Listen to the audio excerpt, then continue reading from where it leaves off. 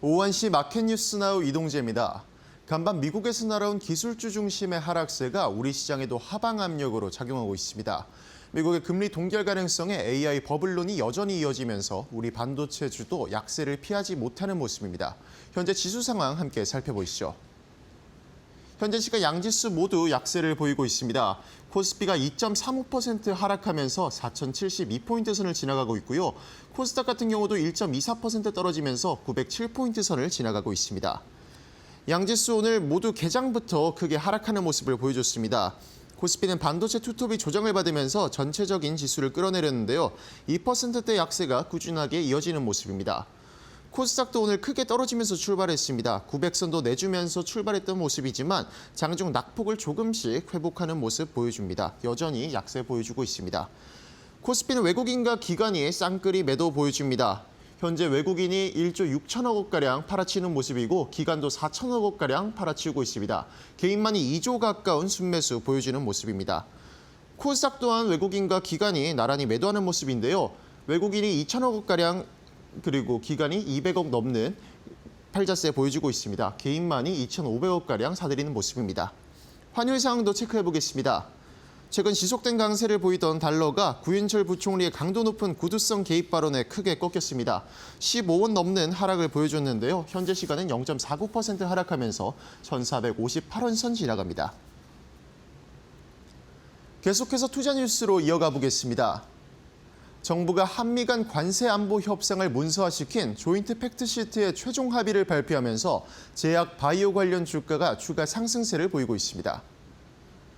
최근 들어 미국 증시에서 헬스케어 업종이 강세를 보인 영향으로 국내 제약 바이오 업종이 강세를 보이는 가운데 국내 의약품 관세가 최대 15%로 적용되는 것이 확정되면서 추가적인 상승 흐름 보이고 있습니다. 미국 백악관이 공개한 한미 정상회담 공동 팩트시트 설명자료에 따르면 미국은 의약품에 대한 관세를 최대 15% 이내로 제한하고 또한 복제약에 대해서는 관세를 전면 철폐한다고 밝혔습니다. 업계에서는 이번 발표로 중견 제약사 및 바이오 기업들의 미국 시장 진입 장벽이 낮아질 것으로 예상된다며 긍정적인 전망을 내놨습니다. 현재 시간 바이오 제약 관련주 체크해 보겠습니다. 현재 시간 유한양행이 강한 모습 보여주고 있습니다. 4.87% 오르면서 12만 7,100원 선 지나가고 있고요. 한올 바이오 파마도 강한 모습 이어집니다. 4.8% 오르면서 4만 3,650원 선 지나갑니다. 대웅제약이 자사의 당뇨병 치료제 엠블로정이 중남미 지역 8개 국가와 수출 계약을 체결했다고 밝혔습니다. 이번 당뇨약 수출 계약 규모는 약 337억 원으로 기존 계약을 포함하게 되면 총 규모는 약 1,433억 원에 달한다고 전해졌습니다. 대웅제약은 기존 계약국인 브라질과 멕시코에 더해 이번 계약으로 중남미 8개 국가의 수출 계약을 추가 체결함으로써 중남미 10개국을 대상으로 공급 범위를 확대했다고 밝혔습니다.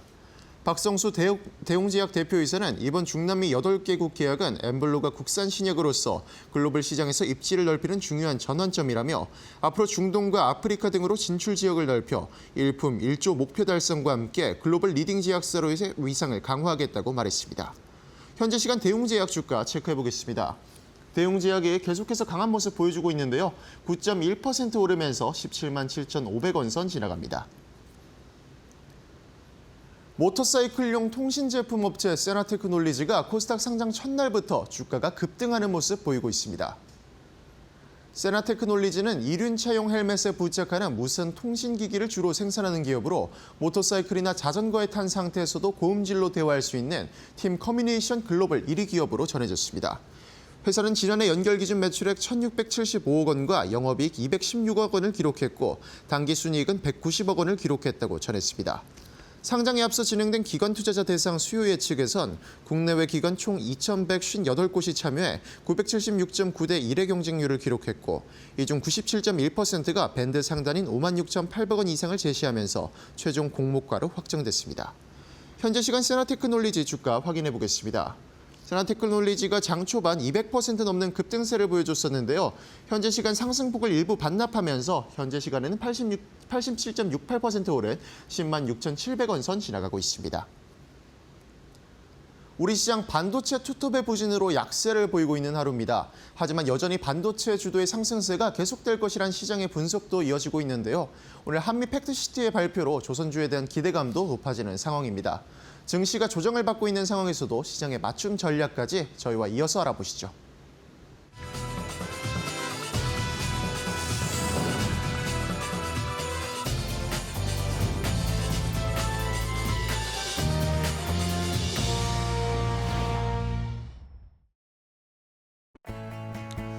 자, 옷장의 출발도 이데일리 TV와 함께 하시죠. 마켓나우 3부로 이어가도록 하겠습니다. 자, 한 주의 마지막 금요일인데 간밤에 미국 시장이 좋지가 않았습니다. 이러니까 우리도 충격을 받으면서 AI 거품론, 반도체, AI 관련된 종목들이 일제히 좀 낙폭이 크게 나오고 있고요. 그래도 오늘 시장에선 또 이슈가 있었죠. 이재명 대통령이 직접 이 한미 협상 관세와 관련된 팩트시트를 직접 공개했습니다. 어떤 내용이 들어있는지 오늘은 이 팩트시트를 자세하게 분석하면서 출발해 보도록 하겠습니다. 앵커 브리핑으로 바로 이어가도록 하겠습니다. 자, 오늘 오전에 뉴스 보셨을 겁니다. 생중계로 진행이 됐는데 이재명 대통령이 직접 이 우리나라와 미국과의 팩트시트를 직접 구두로 공개를 하면서 어떤 것들이 중요 포인트였다라는 걸 공개를 했습니다. 여기에 더해서 비슷한 시간에 미국의 백악관 홈페이지에도 역시 이 팩트시트가 공개가 됐습니다. 트럼프 대통령과 이재명 대통령이 협상을 한 내용들을 담은 팩트시트가 거의 비슷한 시간에 공개가 되면서 한국과 미국 간에 결국에는 어느 정도의 대략적인 협상은 마무리가 됐다, 의견을 일치했다라는 걸 확인할 수 있는 오늘 오전 시간이었습니다. 자, 그러면 우리나라에서 얘기한 거, 우리 이재명 대통령과 대통령실에서 이야기한 것과 미국의 팩트시트에 담긴 내용들을 조금 비교해 보면서 어떻게 합의가 됐는지를 함께 확인해 보도록 하겠습니다. 다음 페이지 보시죠. 자, 일단은 관세입니다. 관세는 우리가 다 아는 것처럼 15%로 이제 확정을 지었습니다. 이제 완전히 명문화했습니다. 글로 쓰여졌고 이것을 명문화했기 때문에 15%로 이제 완전하게 확정이 된 것이고요. 가장 궁금했던 건 역시 자동차잖아요. 이제 자동차 관세도 확실하게 15%로 명문화시켜서 이제 확정이 됐습니다. 아마 이번 달 것부터 소급 적용이 될 거다라는 그런 의견들도 있더라고요. 그런 전망들도 있으니까 우리나라 자동차 업체들, 부품 업체들의 실적이 이제는 조금 더 개선될 수 있지 않을까 생각을 해봐야 되겠고요. 자, 근데 또 미국 쪽에서도 역시 미국 팩트시트를 보니까 미국 쪽에서도 우리나라에 미국 차를 많이 수출하려는 그런 의도를 보이긴 했습니다. 어떤 이야기들을 했냐면요. 한국이 미국산 차량의 안전기준 적용 쿼터 5만 대 이 상한이 있는데 요걸 폐지했다. 그리고 배출가스 인증도 까다롭게 하지 않겠다라는 그런 합의를 했다라는 이야기가 나왔습니다. 미국 차를 한국에 좀 더 많이 수출하겠다라는 것이겠죠. 그런데 우리는 미국 차 잘 안 타니까 그런 것들은 크게 신경 쓰지는 않아도 될 것 같습니다. 자, 그 다음에 다른 품목들. 반도체가 중요하죠. 또 반도체 관세는 일단은 최애국 대우를 해주겠다라고 미국에서도 얘기를 하고 있는데 우리나라에서는 대통령실에서는 뭐라고 했냐면요. 대만보다 불리하지 않은 조건 이번에 확실히 합의를 했다라고 대통령실 김용범 정책실장은 얘기했고, 근데 미국의 팩트시트를 보니까 최소 동등 이상 우대 조건을 보장한다 이런 식으로 써 있어서 콕 집어서 대만을 이야기하지는 않더라고요. 이런 것들이 약간 차이가 있다라는 것은 살펴보시면서 반도체 관세를 어느 정도로 이제 확정을 할지 잘 저희가 지켜봐야겠습니다. 지금 어쨌든 주도주가 반도체이니까 영향을 줄 수밖에 없을 것 같습니다. 자, 이외에 제약, 목재 이런 품목 같은 경우에는 역시 최애국 대우를 해주겠다라고 이야기를 했습니다. 이러면서 특히 제약바이오 같은 경우에는 15% 관세를 넘기지 않을 거다. 그러니까 15% 이 밑으로 관세를 형성하겠다라고 미국도 이것은 확실하게 얘기를 해줬고요. 이외에도 제네릭 의약품이라든지 항공기 부품 그리고 미국에서 생산되지 않는 천연자원 같은 경우에는 무관세로 간다라는 것을 확정하면서 자동차, 반도체, 제약바이오 이런 전반적인 관세가 이제는 명확해졌습니다. 불확실성이 이제는 제거된 상황을 볼 수 있고요. 다음 이런 상황에서 결국에는 우리가 미국에 돈을 투자하면서 이런 관세를 산 거나 다름없죠. 다음 페이지를 좀 보시겠습니다. 우리가 예상했던 3,500억 달러 투자, 여기에 플러스 알파가 더 들어가는 걸로 제가 체크했을 때 나왔습니다. 일단은 이 3,500억 달러 플러스 알파의 금액을 조선, 에너지, 반도체, 제약, 주요 광물, 그리고 AI 양자 이런 것을 협력하는 데 투자하겠다라는 그런 내용들이 담겼고, 현금 투자 2천억 달러, 그 논란이 많이 됐던 2천억 달러, MOU를 곧 체결할 예정이다라고 소식이 나왔고요. 마스가는 완전히 승인이 됐습니다. 1,500억 달러로 확정이 된 상황이고, 여기에 추가로 플러스 알파 미국 쪽의 팩트시트를 보니까 한국 기업들이 트럼프 대통령이 재임하는 기간 동안 1,500억 달러 정도를 투자할 계획이다라고 미국 팩트시트에 써져 있었습니다. 그러니까 결국에 3,500억 달러 플러스 알파가 된다는 겁니다. 쉬운 예로 미국 팩트시트에 써 있던 내용이 대한항공이 미국의 보잉사의 비행기를 100대 정도 산다. 이런 이야기들도 있었거든요. 이런 식으로 개별 기업이 또 미국에 추가적으로 공장을 짓는다든지 이런 투자는 계속 이어질 것으로 보입니다. 자, 그리고 중요한 것이 2천억 달러를 현금으로 투자, 분할해서 200억 달러씩 한다고 해도 이거에 대한 환율에 대한 불안정성에 우리가 항상 걱정이었고, 최근에 환율이 올라가는 중요한 원인이기도 했는데, 이것도 어쨌든 내용에 포함되어 있었습니다. 외환시장 안정장치 내용도 역시 포함되어 있었고, 이것도 미국도 합의한 내용으로 미국 팩트시트에도 써 있었습니다. 일단 실제로 우리가 집행하는 연 200억 달러 넘지 않는다. 이거 같이 표기를 했고요. 백악관 쪽에서도 우리나라가 대미 투자를 하면서 외화 유출이 발생하면서 환율이 만약에 불안해진다, 그런 상황이 발생하고 우려가 커진다라고 하면은 이 200억 달러의 규모를 조정할 수 있는 그런 시기나 규모를 조정할 수 있는 요청을 받아줄 수 있다라는 문구가 포함되어 있었습니다. 그러니까 우리나라 환율이 지금처럼 급박하게 뛴다거나 1,500원 위로 막 급등한다거나 이렇게 되면 우리가 200억 달러 투자의 시기를 조금 늦춘다거나 아니면 규모를 올해에는 한 해에는 200억 달러가 아니라 그 밑으로 좀 줄인다거나 이런 식으로 요청을 하면 미국도 그것에 대해서 적극적으로 협조를 하겠다라는 식의 팩트시트가 써 있었기 때문에 오늘 시장에서 원달러 환율이 그래도 좀 안정세를 나타내는 모습이었습니다. 1,470원 위로 막 올라갔는데 지금은 1,458원대까지 일단 조금은 진정되는 모습을 나타내면서 원달러 환율의 추이도 이제 외환시장 안정화 장치를 함께 체크하면서 주목을 하셔야 할 것 같습니다. 자, 그 다음에 또 중요한 것이 너무 많습니다. 팩트시트에 중요한 게 많아가지고 조선이나 그리고 핵잠수함 관련된 이야기도 있었습니다. 다음 페이지 보시면요. 자, 일단은 핵잠수함 건조는 우리나라에서 할 것이다라고 대통령실에서는 이야기를 했습니다. 미국에서 필리조선소에서 건조한다 트럼프 대통령이 얘기했는데 기본적인 전제는 우리나라에서 핵잠수함을 건조한다라는 내용이었습니다. 자, 미국이 우리나라의 핵추진 잠수함 건조를 공식적으로 승인을 했습니다. 이러면서 추가적으로 조선 업종에 조선 워킹그룹을 설립을 해가지고 MRO 사업도 그리고 인력 양성, 조선소 현대화하는 것 많이 협력할 거다라는 내용이 포함되어 있었고, 결국에 미국의 목표가 미국의 상선 군함 이걸 최대한 빠르게 만들어서 수량을 빠르게 늘려야 된다.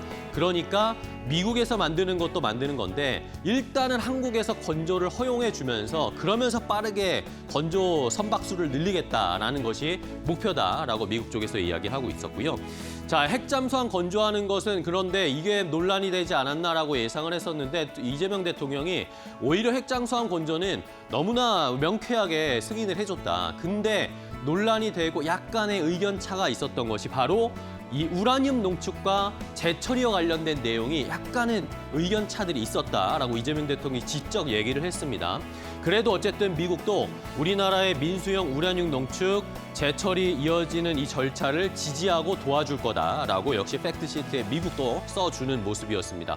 이러면서 평화적 목적, 민수용으로 쓰는 핵 원료 재처리를 할 수 있게 그 대신 고농축 우라늄은 안 되고요. 중이나 저처리 관련된 우라늄 농축은 허용해주겠다라고 이야기를 했습니다. 자, 이렇게 되면 원전 설계라든지 원전 연료라든지 계측제 완전 설비 이런 것과 관련된 우리 시장에서 관련된 종목들을 이제는 선별해봐야 할 것 같습니다. 우리가 자체적으로 핵 우라늄 농축 재처리를 할 수 있게 되는 것이니까 여기에 따른 투자 전략도 세워봐야 되겠고요. 자, 마지막으로는 이재명 대통령이 또 추가적으로 한 얘기는 우리나라의 전작권 환수의 속도를 높이겠다. 이것을 미국에 얘기를 했다라는 것이었습니다. 그러니까 미국도 역시 주한미군은 여전히 유지를 하는데 대신 단계적으로 한국이 자체적인 전작권을 가질 수 있도록 이제 절차를 밟아 나가겠다라는 그런 합의를 했다라고 합니다. 이러면서 우리나라가 국방비를 GDP의 3.5%까지 빠르게 상향할 것이다라고 이재명 대통령이 제안을 했다고 했고요. 이것을 미국도 어느 정도는 오케이 사인을 준 것 같습니다. 그러면서 여기에 추가적으로 우리가 그러면 무기가 또 필요하잖아요. 자체적인 방어 체계를 확립하려면. 그러니까 미국의 무기를 2030년까지 250억 달러 추가 구매하겠다라는 것도 사인을 한 것 같고요.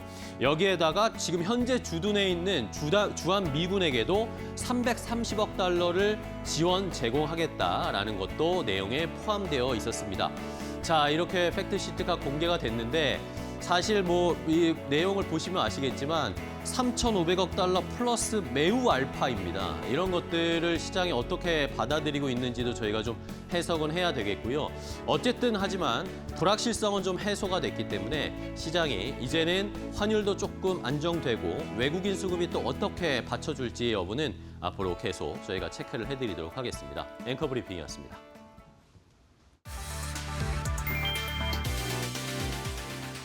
미 연방준비제도의 12월 금리 인하 가능성이 급격히 낮아졌다. 파월 의장이 12월 인하는 확정된 것이 아니다라고 밝힌 데 이어 연준 인사들의 매파성 발언이 이어지며 시장 기대가 빠르게 식었다. 시카고 상품거래소 패드워치에 따르면 12월 0.25%포인트 인하 가능성은 최근 49% 수준으로 추락했다. 한 달 전 95%에 달했던 인하 베팅은 사실상 사라졌다. 정부 셧다운 여파로 물가와 고용 지표가 제대로 발표되지 못한 점도 시장의 불확실성을 키웠다. 보스턴 연은의 콜린스 총재는 당분간 금리를 현 수준에서 유지하는 것이 적절하다며 추가 완화 기준이 매우 높다고 강조했다. 클리블랜드 댈러스 연은도 비슷한 기조를 보이며 연준 내부의 매파 기류가 강화되는 모습이다. 다만 일부 이사들은 0.5%포인트 인하를 주장하는 등 내부 의견은 여전히 엇갈리고 있다. 시장에서는 매파적 인하 가능성과 12월 동결 뒤 2026년 1월 금리 인하 재개 시나리오가 함께 거론되고 있다.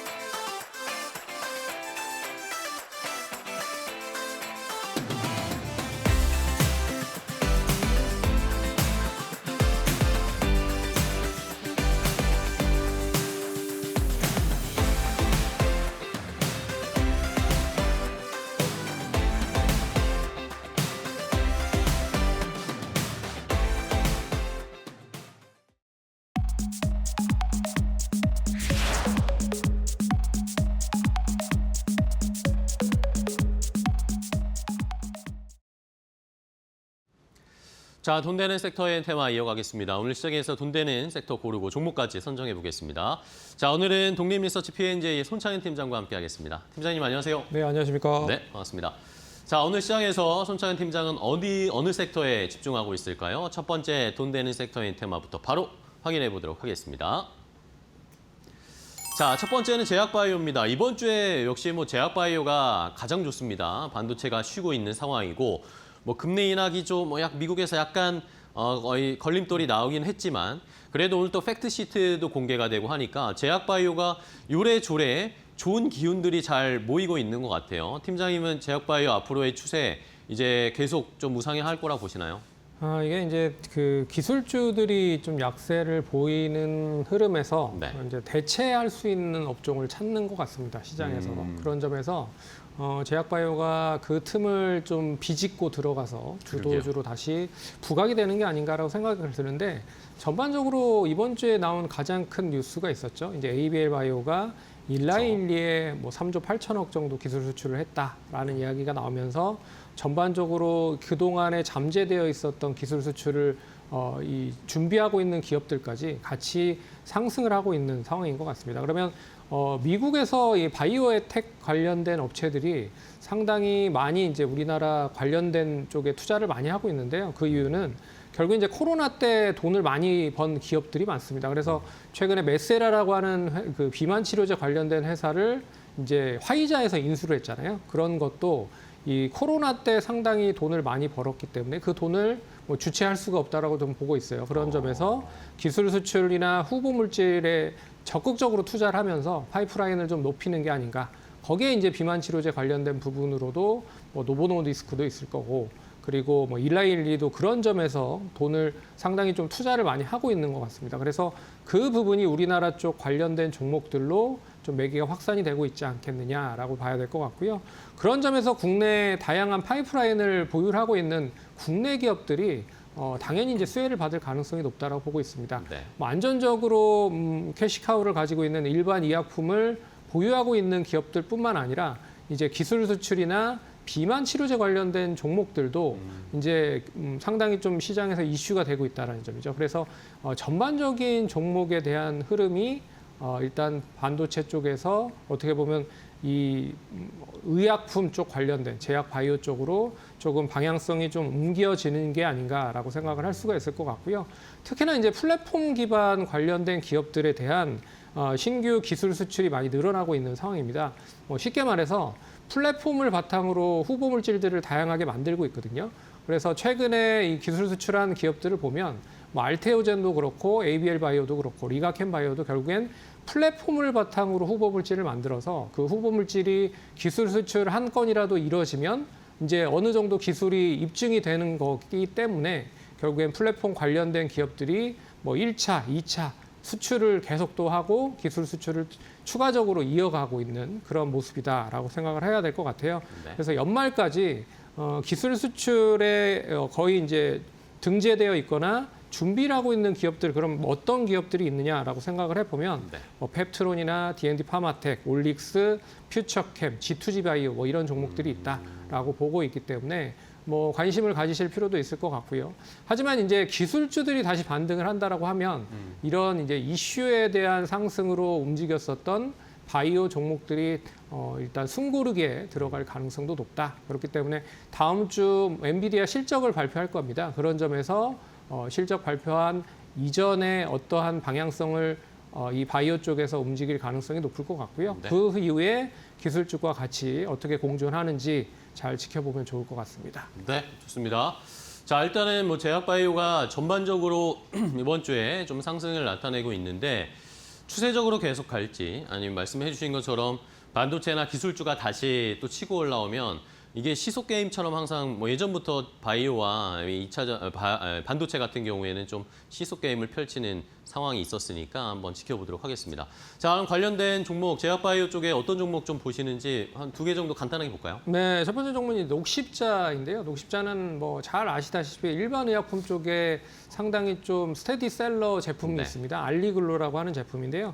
이 제품이 미국 쪽뿐만 아니라 다양한 국가에 좀 판매가 되고 있다. 근데 특히나 미국 쪽에서 많이 판매가 되고 있기 때문에 좀 긍정적으로 보셔야 될 것 같고요. 희귀 의약품 관련된 라인업도 뭐 계속적으로 있습니다. 그래서 헌터리제 관련된 부분, 그리고 산폴리 증후군이나 파브리병 관련된 부분에 있어서의 파이프라인 투자도 계속 진행이 되고 있다라고 좀 보고 있기 때문에 바닥권에서 상승을 하고 있는 흐름이라고 보면 녹십자도 관심 있게 봐야 될 것 같고요. 두 번째 종목은 이제 GI 이노베이션입니다. 이노베이션 이 회사는 결국에 이제 기존의 알레르기 치료제 이상 관련돼서 일단 유한양행 쪽에 기술 수출을 어느 정도 완료가 된 상황입니다. 그런 점에서 안정적으로 기술 수출에 대한 로열티를 올해부터 계속 받고 있는 상황이고요. 그걸 바탕으로 이제 변이체 항암제 관련된 부분에 있어서도 라인업이 계속적으로 준비가 되고 있기 때문에 거기에 대한 부분도 올해 말이나 내년 정도에 대한 부분에 있어서는 어떤 결과가 나오는지 한번 지켜보시면 좋을 것 같습니다. 네, 좋습니다.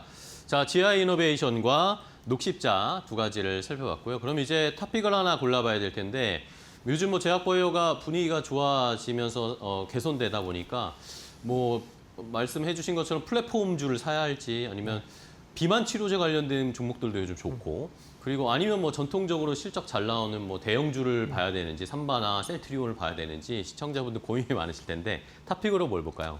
제가 봤을 때는 앞에서 잠깐 힌트를 좀 드렸는데 플랫폼 기업에 대한 부분이 그나마 이제 기술 수출 가능성이 높지 않겠느냐라고 보고 있어서 리가켄바이오를 좀 봐야 될 필요가 있지 않을까 말씀을 드리도록 하겠습니다. 리가켄바이오는 23년에 얀센에 일단은 기술 수출을 했고요. 24년에도 오노제약이라는 회사와 기술 수출을 한 경험이 있습니다. 그렇기 때문에 이 레퍼런스를 가지고 고스란히 이 관련된 이 부분에 있어서의 수출이 계속 이어질 가능성이 높다. 그래서 LCB14와 그리고 LCB71이라고 하는 이 유방암과 혈액암 관련된 부분의 라이센스를 일단 수출을 하려고 하고 준비를 하고 있기 때문에 결과적으로 이 여기에 대한 레퍼런스가 얼마만큼 계속 이어지는지도 눈여겨보셔야 될 것 같고요. 그리고 동사 뭐 아시다시피 알테오젠이나 뭐 ABL 바이오뿐만 아니라 동사도 결국에 이제 플랫폼을 바탕으로 기반으로 하고 있는 그런 업체이기 때문에 뭐 단기보다는 중장기적인 관점으로 계속 관심을 가지실 필요가 있을 것 같다라고 보고 있습니다. 그리고 올해도 역시나 한 2개 정도, 1개에서 2개 정도 일단 내년이죠. 내년에 1개에서 2개 정도 또 기술 수출 관련된 부분에 이슈가 있기 때문에 이 관련된 부분도 좀 눈여겨보시면 좋지 않을까. 그래서 일단 현재가는 한 17만 3천 원에서 16만 9,500원인데 네. 16만 9천 원 내에서 일단 매수 가능하다라고 볼 수 있을 것 같고요. 1차 목표가는 20만 원, 손절가는 15만 2천 원 제시해드리겠습니다. 네, 알겠습니다. 자, 오늘의 제약바이오 쪽의 탑픽은 리가켄바이오, 알테오젠, 다음 ABL 바이오, 이제 리가켄바이오 함께 기대를 해보겠습니다. 또 다른 기술 수출 호재가 들려올지 한번 기다려보겠습니다. 자, 첫 번째 돈 되는 섹터 확인해봤고요. 다음 두 번째 돈 되는 섹터의 테마도 공개하겠습니다. 바로 확인해보시죠. 자, 두 번째는 화학주입니다. 석유화학을 좀 봐야 된다라는 의견을 주셨는데 뭐 석유화학 관련 산업이 워낙 우리 시장에서 안 좋았기 때문에 걱정이 많았는데 뭐 정부에서도 이제는 좀 석유화학 쪽의 구조조정이나 좀 개선을 위한 지원도 하겠다. 뭐 여기에다가 또 최근에 다시 약간씩 살아나는 분위기들이 나타나더라고요. 일단 뭐 국내 석유화학 업체들이 작년 말부터 시작을 해서 올해까지 상당히 구조조정을 많이 했습니다. 너무 안 좋았죠. 그렇기 때문에 이 구조조정과 더불어서 이 감산을 본격적으로 진행했기 때문에 일단 어느 정도에 대한 실적에 대한 마진율을 상당히 낮출 수 있는 계기가 될 수 있을 거라고 보고 있고요. 그리고 이제 정부 쪽에서 결국에는 이제 지원을 하기 위해서는 구조조정에 대한 타이틀을 걸어서 진행을 했기 때문에 정부에서도 이제 금전적인 지원도 어느 정도 약속을 할 수 있을 것이다라고 보고 있습니다. 그런 점에서 좀 긍정적으로 보셔야 될 것 같고요. 그리고 이제 글로벌 주요국들을 보시면 아시겠지만 이미 중국, 인도, 러시아도 감산을 하기 시작을 했기 때문에 원유 가격이 좀 하락을 하고 있는 거가 있고 그리고 또 오펙이 감산을 계속적으로 진행을 한다라고 얘기를 하고 있고요.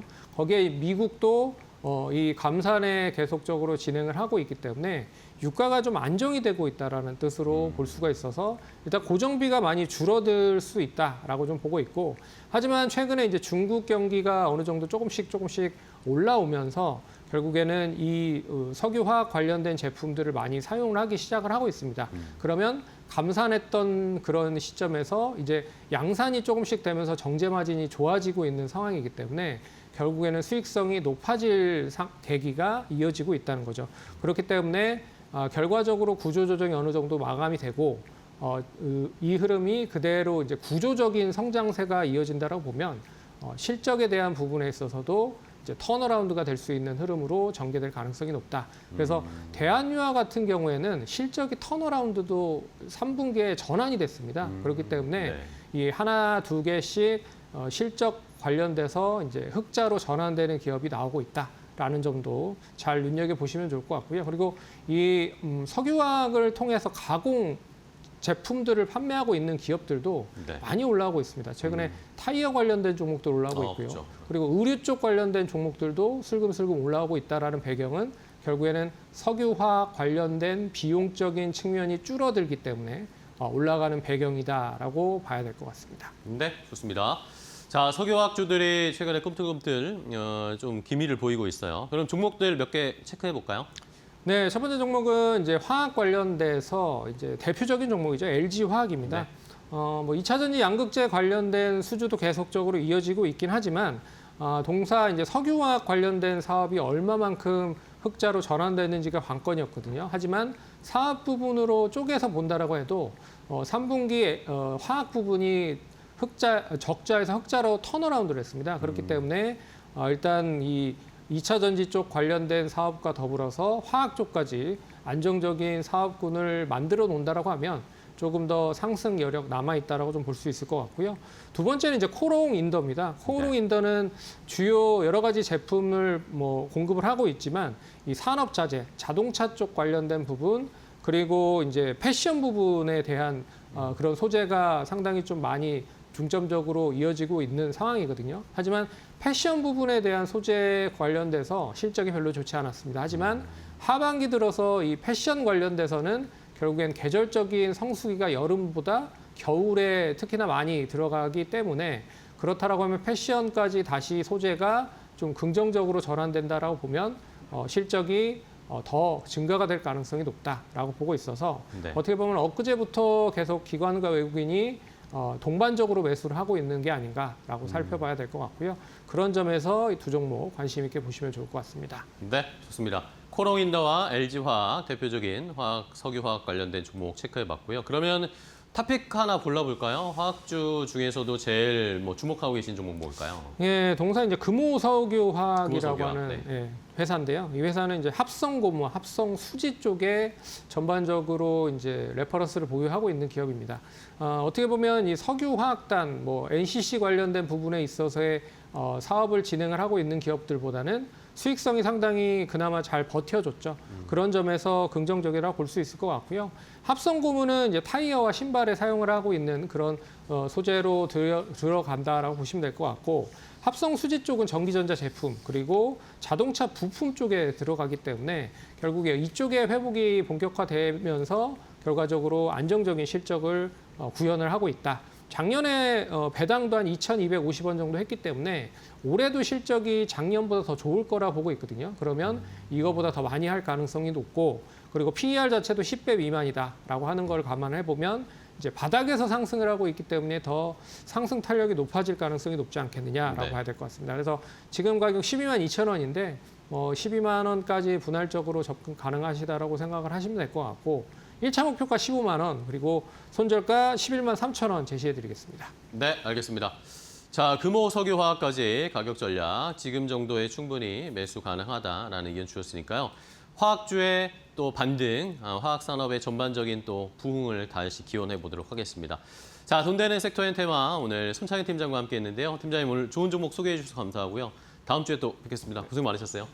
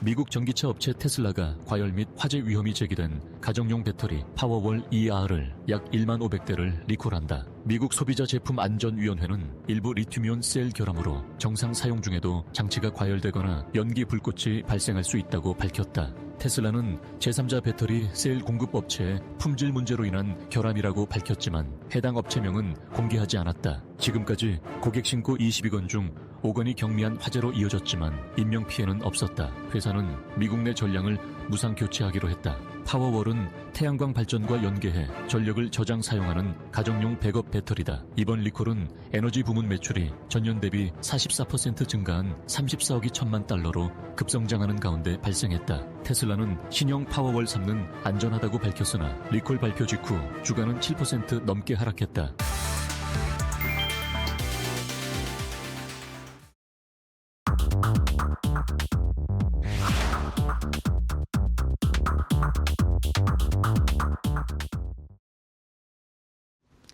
자, 마켓나우 3부 함께하고 계십니다. 우리 시장이 오늘 변동이 확실히 크네요. 지금 또 낙폭이 깊어지고 있습니다.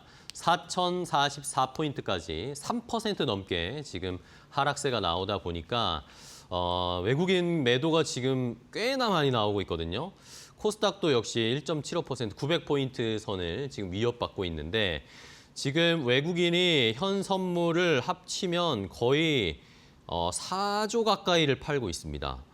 이러다 보니까 이제 지금 시장이 많이 흔들리고 있고요. 코스피 현물을 2조 3천억 원 넘게 2조 3천억 원 가까이 팔고 있고 선물도 지금 1조 2천억 원 넘게 매도를 하면서 시장이 조금 낙폭이 커지고 있습니다. 삼성전자, SK하이닉스 다 10만 원 붕괴, 60만 원 이탈 이런 상황이고요. 그 외에도 뭐 시총 상위주들 다 하락세를 나타내고 있습니다. 조선주 정도만 좀 지금 선방해주고 있는 상황이고 조선이나 방산 뭐 그것도 뭐 현대중공업, 하나 에어로스페이스 말고는 지금 거의 다 하나오션도 다 떨어지고 있고요. 대부분의 종목들이 지금 하락세를 나타내고 있습니다. 자, 시장의 분위기가 조금 심상치 않네요. 그래서 오늘은 시장 이야기도 해보고 종목 보면서 시장 분위기 체크해 보도록 하겠습니다. GL리서치의 박찬훈 대표와 함께하겠습니다. 대표님 안녕하세요. 네, 안녕하세요. 네, 반갑습니다. 자, 대표님 오늘은 일단은 시장을 좀 봐야 될 것 같아요. 종목도 종목인데 지금 그렇죠. 오늘 어쨌든 뭐 미국 쪽에서 좋지 않은 이슈들이 나왔고 금리 12월에 인하 안 할 것 같다라는 이야기들도 높아지고 있고. 네. 근데 또 우리나라에서는 어쨌든 환율 구두 개입도 있었고 네. 팩트 시트도 공개를 하니까 어느 정도 불확실성을 해소됐다라고 봤는데 오히려 발표가 나오고 지금 더 떨어지고 있거든요. 셧다운도 지금 해제가 그러니까요. 되었고 네. 그로 인해서 재무부에 억류되어 있었던 이런 자금 자체가 다시 한번 시장에 좀 풀리는 풀릴 모습이 텐데. 나타나면서 유동성에 대한 기대감 그리고 이런 관세에 대한 이런 특별 배당금 인당 뭐 2,000불에 대한 부분 이런 부분 자체가 주식의 추가적인 이런 수급 요인으로서 작용을 할 수가 있기 때문에 시장에서는 사실 이런 다시 한번 유동성 장세에 대한 기대감 자체가 있었던 게 어제까지 분위기였죠. 네. 하지만 지금 FOMC에서 연준 위원들이 12월 달 금리 인하에 대해서 약간 부정적인 매파적인 스탠스가 계속 나오고 있고 어제 우리 한은에서도 이창용 한은 총재가 일부 언론과의 이런 대담 과정에서 추가적인 이런 금리 인하 사이클이 끝나지 않았나 하는 이런 시장의 의구심에 좀 불을 지피는 모습 자체가 나타나면서 시장에서는 좀 이런 유동성에 대한 부분 자체가 네. 크게 흔들리는 모습이 나타났었죠. 거기에 더해서 미국에서 지금 우리가 계속 AI 버블에 대한 우려감 자체가 계속 나오고 있는 가운데 사실 키옥시아의 어닝 쇼크 네, 이 부분이 기억이 워낙 안 나왔어요. 크게 작용을 했었죠. 그러면서 일본에서는 키옥시아가 마이너스 23% 하한가까지 떨어지는 모습이 나타났었고 특히나 이런 낸드 쪽 최근에 없어서 못 판다 할 정도로 최근에 이런 메모리 사이클에서 아픈 손가락이었던 디램이에서 이제 낸드까지도 올라오는 모습이 나타나면서 기대를 하고 있었는데 키옥시아까지 거기에 불난집에 기름을 뿌려버리다 보니까 AI 버블에 대한 우려감, 수익성에 대한 부담감과 재무적인 부담 이런 부분을 인해서 크게 흔들렸고 그에 따른 영향이 국내까지 그대로 이어졌습니다. 그로 인해서 일단 맞고 시작하는 것 자체는 네. 어쩔 수가 없었던 것 같아요. 그러면 사실 오늘 조인트 팩트시트 발표와 그리고 시장에 어느 정도 환율에 대한 구두 개입이 나오면서 장 초반만 하더라도 그리고 오전장만 하더라도 낙폭을 좀 어느 정도 일정 부분 회복하는 모습이 나왔단 말이에요. 그러니까요. 예. 그러한 모습이 나왔는데 다시 한번 외인들의 수급 공세가 나타나기 시작을 하면서 이러한 흐름이 그러니까 원화의 구조적인 약세 흐름이 외환 당국 개입에도 불구하고 구두 개입이 일부 있었죠. 그럼에도 불구하고 구조적으로 나타날 수 있다는 우려감 이런 부분이 외인들의 현선물 동반 순매도 이런 수급을 자극하는 모습이 나타나면서 재차 시장이 흔들리고 있는 것 아닌가 그렇게 생각을 하고 있습니다. 즉 크게 변한 건 없어요. 크게 변한 건 네. 없고 지금 현 시점에서 우리의 투심 자체가 크게 흔들리는 부분이고 단기적으로 우리가 뭐 사실 뭐 지난주에도 얘기했다시피 2개월 동안에 1000포인트가 올라왔다. 워낙 많이 오른 데 따른 어느 정도 차익 실현과 그에 따른 또 뭐랄까 손바뀜 이런 부분 자체가 시장에서 워낙 가파르게 나타나고 있기 때문에 시장은 극도 변동성과 쏠림 이러한 부분 계속해서 이번 주 내내 나타나고 있는 것 같습니다. 네. 자, 이러니까 뭐 저희가 갈피를 잡기가 진짜 쉽지가 않네요, 이게. 맞아요. 그냥 떨어진다고 저가 매수를 하기에도 이제는 뭐 조금 변동성이 심하다 보니까 뭐 차익 잘못 받으면 그냥 샀는데 더 떨어지는 이런 경우가 속출하고 있는 시장의 분위기입니다.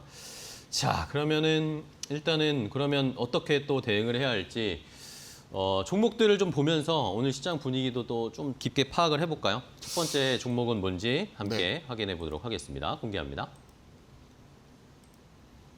네, 자 현대로템입니다. 오늘 시장에서 그나마 코스피 시총 상위 중에 빨간불을 켜고 있는 게 몇 개 안 되는데 오늘 뭐 하나 에어로스페이스도 보합권으로 떨어졌네요. 그런데 네. 현대로템은 그래도 상승세를 나타내고 있습니다. 뭐 방산주들도 뭐 좋은 모멘텀은 너무 많잖아요. 맞아요. 네. 확실하게 이제 수주 잔고 베이스로 한 3년치 이상의 일감을 충분히 확보하고 있는 가운데 네. 폴란드 이런 그 직수출 이런 부분이 하나의 중요한 모멘텀이 되어서 향후에 루마니아, 이집트 지금 얘기 나오고 있는 아랍에미리트까지 네. 이런 중동적까지 영역을 꾸준히 확산할 수 있다는 거, 확대할 수 있다는 것 자체는 긍정적일 것 같습니다. 네네. 그리고 이번 조인트 팩트시트에서 결국은 한미 간의 안보 협력에 대한 중요성과 이에 따른 강화 이런 부분이 나타났었고 당장 우리나라 GDP 규모에서 국방비 예산을 3.5%까지 증액을 네네. 하겠다. 그러면서 미국산 무기를 구매를 하겠다 하는 부분 자체는 방산 전반적으로 봤을 때 돈이 들어오는 부분이니까 상당히 긍정적인 부분이라고 볼 수가 있는 부분이겠죠.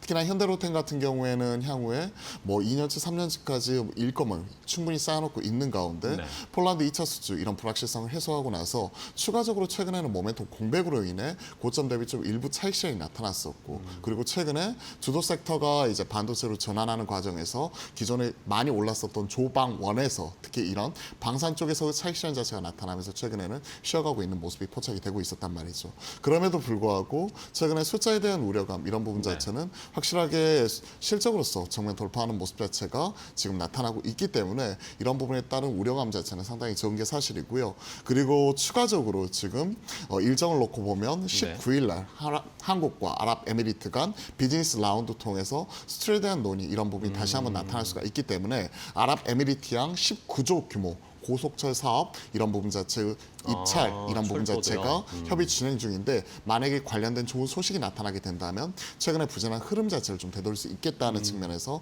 우리가 체크해 볼 필요가 있을 것 같습니다. 네. 기존의 고점 자체가 24만 9,500원 그렇기 때문에 기존 고점 라인 때 박스권 상단까지 바라보게 된다면 우리가 트레이딩 바이 측면에서 25만 원까지는 우리가 충분히 현 시점에서 지켜봐줄 수 있다고 생각을 하고 있고요. 과거 뭐 이제 29배 넘어가던 부분에서 최근에 가격 조정으로 인해서 20배 초반까지도 지금 PR 밸류에이션 자체는 내려왔어요. 많이 떨어졌거든요. 그러한 부분을 놓고 본다면 지금은 많이 급락이 나오면서 가격 조정이 나오는 것처럼 보지만 긴 호흡으로 놓고 보면 우리가 옆으로 눕는다고 하죠. 기간 조정 형태로 옆으로 횡보를 할 수가 있기 때문에 오늘같이 한 0.6% 상승하는 모습이 나타나고 있을 때는 코를 걸어놨다가 하루에 한 2에서 3% 정도 하락하는 모습 자체가 나타나게 되면 분할로 좀 길게 보면서 모아갈 수 있겠다 하는 측면에서 같이 말씀 드려보고 싶고요. 그리고 손절 라인 때는 지금 현재 대략 한 96,750 오늘이 20만 원 선 이런 부분에서 좀 일부 좀 하이하는 모습이 나타나고 있는데 한 17만 원 선까지 좀 제시를 해드리면서 현 시점 충분히 따라가 볼 수 있지 않을까 이렇게 생각을 합니다. 알겠습니다. 현대로템 방산주를 체크를 해봤고요. 아랍에미리트 쪽에서는 철도 관련해서도 또 수주 모멘텀이 생길 수 있으니까 한번 지켜보겠습니다. 조방원, 뭐 조선주도 오늘 보면은 결국에는 조선이나 방산은 이렇게 큰 뉴스나 수주 이슈가 나오면 또 한 단계 계단 뛰어오르듯이 올라가는 네. 패턴을 보이니까 방산주 오늘 뭐 최근에 좀 조정받았는데 한번 기다려보면서 투자하는 전략 세워보겠습니다. 첫 번째 현대로템 봤고요. 자, 다음 두 번째 종목도 보겠습니다. 어떤 종목인지 공개하겠습니다. 자, 이번엔 현대 엘리베이터를 보겠는데요. 현대 엘리베이터도 최근에 주가가 조금씩 움직이더라고요. 오늘도 좋고 네. 뭐 연말 되니까 배당 좋은 게 뭐가 있을까 찾다 보니까 이번에 현대 엘리베이터까지 보게 됩니다. 맞아요. 그러면서 오늘 또 추가적으로 한 1.6% 이렇게 네, 오늘 하락장에서도 좋아요. 올라오고 있고 어제도 시장에서 크게 흔들리고 있는 모습이 나타나고 있었던 최근 금주 시장 내에서도 어제 무려 6% 이상 이렇게 올라오는 모습이 포착이 네네. 되었기 때문에 최근에 시장이 뭐 AI 버블 논란에 대한 우려 때문에 반도체나 AI 인프라 종목들 사기에도 애매하고 그렇다고 최근에 지금 급등이 나오고 있는 바이오 쪽에서는 아직까지 뭔가 확신이 좀 부족한 것 같고 하시려는 분들 입장에서는 현대 엘리베이터가 하나의 대안이 될 수도 있을 것 같습니다. 왜 그러냐면 네. 결국은 우리가 생각할 수 있는 게 주주가치 제고와 배당이에요. 최근에 시장의 하나의 중요한 트렌드 중에 하나가 상법과 세법 개정 이로 인한 지주사와 금융주들의 강세 흐름이 나타나고 있는데 이러한 흐름이 한 바퀴 돌고 나서 그 이후에 어디로 갈까 생각을 하면 연말로 가까이 다가오면 다가올수록 이제는 배당에 대한 관심도 이런 부분이 올라갈 수가 있는 부분이고 과거와의 차이점은 이제는 배당에 대해서 우리가 공시를 통해서 사전에 공시를 하고 나서 그 이후에 배당을 하게 되는 거죠. 그렇게 본다면 최근에 이렇게 현대 엘리베이터처럼 적극적으로 배당에 앞서고 있고 분기 배당 이런 부분까지 좀 나서고 있는 기업들 같은 경우가 시장이 이렇게 흔들리고 있을 때 주목을 받을 수가 있다는 얘기죠. 그런 부분 한번 체크해 볼 필요가 있을 것 같습니다. 일단 연말 배당률 자체가 연말 주당 한 8,500원 결산 배당 전망을 하고 있거든요. 네네. 그러한 모습이 나타나고 있기 때문에 전거래일 종가 기준으로 놓고 본다면 12% 배당률이에요. 오, 시가 좋네요. 배당률이 12%. 물론 분기 배당으로서 이런 부분도 쪼개서 나가는 부분도 있긴 하지만 연말 결산 배당 이런 부분 자체도 우리가 같이 챙겨갈 수가 있기 때문에 지켜볼 수 있다고 생각을 하고 있고요. 그리고 이제 매출단에서도 놓고 보면 반기 그러니까 2분기 정도까지 이렇게 매출을 보았었을 때 탑라인 자체는 어느 정도 이제 플랫한 가운데 2분기 실적이 4,200억 정도 기록을 했거든요. 그러면서 실적 자체는 플랫하지만 영업이익 자체가 437억으로 확실하게 수익성이 개선이 되는 모습이 나타나면서 전 분기 대비해서도 18% 이상 올라왔고 이러한 흐름 자체가 3분기에도 계속해서 이어가는 부분이 지금 확인이 되고 있기 때문에 그러한 것들을 생각을 해놓고 본다면 확실히 배당 재원으로서 활용할 수 있는 여지도 충분하겠다. 그러한 측면에서 두 번째 시장이 흔들릴 때 하나의 대안 현대 엘리베이터 체크를 해봤습니다. 네, 좋습니다. 현대 엘리베이터 뭐 배당 연말에 좋은 종목들은 좀 체크해 놔야 되는데 뭐 최근에 또 공교롭게 조정을 좀 받았어요. 현대 엘리베이터 자체 주가 자체가 그러면서 다시 좀 쉬고 올라오고 있는 상황이니까 함께 두 번째 종목으로 현대 엘리베이터 배당 좋은 종목을 함께 살펴봤습니다. 자, 마지막으로 한 종목 좀 더 볼까요? 어떤 종목 볼까요? 바로 공개하겠습니다. 자, 유한양행입니다. 제약바이오를 그렇다고 안 볼 수도 없습니다. 그렇죠. 결국 지금 대세니까. 지금은 네. 대세니까. 네. 결국 이거예요. AI가 조정 나오니까 경기 방어 주장이 성격이 강한 지금 현재 제약 바이오 헬스케어 쪽이 미국에서도 강하게 올라오고 있고 그에 따른 영향이 국내에서도 에이벨 바이오가 또 대규모 기술 수출에 그러니까요. 성공을 하면서 때마침. 그에 따른 영향이 확산이 되는 모습이 포착이 되고 있습니다. 유한양행도 마찬가지죠. 지금 비소세포 폐암 치료제 그러니까 네네. 랭라자와 그리고 리브리반트 이런 병용 투여 임상이 마리포사 임상인데요. 이에 따른 객관적 반응률 최종 결과를 도출하는 시기가 내년 상반기로 예정이 되어 있고요. 그렇게 되면 지금 1차 치료제가 타그리소거든요. 네네. 이를 대체할 수 있는 비소세포 폐암 치료제의 1차 치료제로서 등극을 앞두고 있는 이러한 상황이에요. 그러한 부분이기 때문에 우리가 기대를 하는 부분이고 추가적으로 이제 4분기 연말까지 이런 리브리반트 이런 피하 주사 제형의 승인 이런 부분이 지금 예상이 되고 있거든요. 그렇게 된다면 침투 속도 자체가 좀 더 가팔라질 수가 있기 때문에 우리가 충분히 기대해 볼 수가 있는 부분이겠죠. 그렇기 때문에 최근에 이런 플랫폼을 가지고 있는 기업들 같은 경우가 주목을 받으면서 ABL 바이오, 알테오젠 그리고 어제 조정이 나오긴 했지만 리가켄 바이오라든지 보로노이 뭐 이러한 종목까지 우리가 계속 확산이 되는 모습인데 전통 제약사 그 중에서도 확실한 실적을 바탕으로 이런 그 배당도 챙겨갈 수 있으면서 추가적으로 관련된 모멘텀 충분히 가져갈 수 있는 유한양행도 하나의 시장에서 키가 될 수 있지 않을까 대안이 될 수 있지 네. 않을까 하는 측면에서 오늘 마지막 종목으로 유한양행 체크를 해보았습니다. 네. 그러면 지금 정도의 유한양행, 제약바이오는 유한양행은 가격 부담은 없다고 보시는 거죠? 사실 오랜 기간 횡보를 했었고요. 참 올해는 많이 쉬었어요. 그렇죠. 대략 한 4개월 넘게 횡보를 하는 가운데 대략 한 13만 6천 원 선이 전 고점이기 때문에 현재 12만 원대 중반을 지니고 있는 이 현 시점의 가격에서는 저는 무리 없다고 생각을 합니다. 네. 그러한 측면에서 목표가 12만 원, 손절가 11만 원 제시드리도록 하겠습니다. 알겠습니다. 제약바이오 유한양행 작년에는 워낙 좋았는데 올해는 마음을 많이 쉬었습니다. 좋은 소식도 기대하면서 공략해 보도록 하겠습니다. 자, 오늘 박찬훈 대표와 함께했습니다. 대표님 오늘 고생하셨고 다음 주에 또 뵙겠습니다. 고맙습니다. 네, 감사합니다. 네. 자, 마켓 나우 3부 저희가 준비한 종목은 여기까지 소개해드리고요. 저희는 다음 주에 더 좋은 종목 가지고 찾아뵙도록 하겠습니다. 시청해주신 여러분 고맙습니다.